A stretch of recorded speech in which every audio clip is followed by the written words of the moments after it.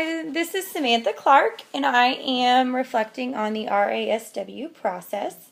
So the assistive tech lesson that I did was actually using the cane when crossing the street. So my veteran that I worked with actually had a traumatic brain injury, so he has left side neglect. So the main use of the cane was to detect objects on his left side. So scanning to the left was huge for him. So this is what we really focused on during this actual section of the reflective analysis. So the first section was the overarching IEP goal, and since this is a veteran and not a student, I kind of had to tweak it. But in the VA that I work at, we have kind of like main goals that we use. So here I put his main goal, which was that the veteran demonstrates the ability to walk a floor block route in a residential area with a minimum of 3 stop-controlled crossings independently using adaptive techniques. So for the actual interval of lessons that I did, the main objective was that he's going to use the constant contact cane technique with a wide arc to the left while using a systematic scanning pattern to the left. So the evidence that I gathered was how many times I had to prompt him to scan to the left first. This is huge for him because oftentimes he would scan to the right and then he would just cross because of his left side neglect. So I had to scan to the left. We had to prompt him how many times to scan to the left. So actually in our first 3 lessons, all combined, I only had to prompt him 8 times, which is huge considering where he started. So as our lessons went on, there was only 1 or 2 lessons that ever were over 3. The rest of them were under 3. So within about 8 lessons, he was down to not having to be prompted at all to scan to the left.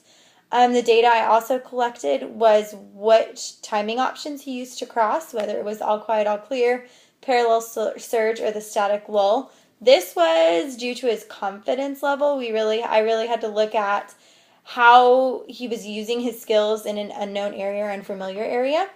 So when we move on, the data that I found was that as time went on, it became much more ingrained to scan left, as well as to be using his cane on his left side. Kind of that prompting to scan to his left always prompted him to move his cane to the left, which was exactly what we wanted it to do. We also found that he would much rather use all quiet, all clear versus any other timing option because the amount of cars and traffic still really made him nervous. I actually had a really great professional learning environment because I had a psychologist who worked with him weekly, other mobility instructors, his visual skills instructor. I had a huge amount of resources that I could go and talk to, which was absolutely amazing. I cannot talk enough about how great that was.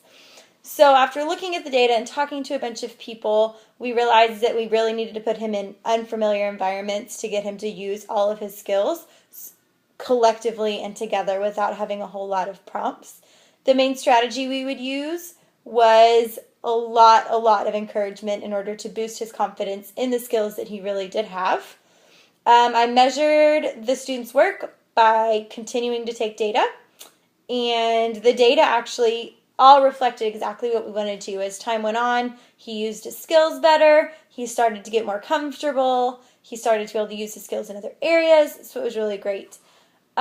This process I kind of had to take liberally due to the fact that I'm not in a school district and the way that the divisions are made in the VA.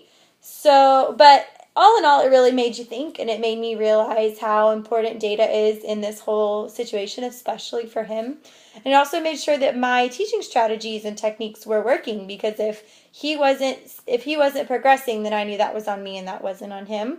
So this was absolutely very beneficial in his program because it helped for me to be able to show him exactly how much he was progressing, which boosted his confidence a ton.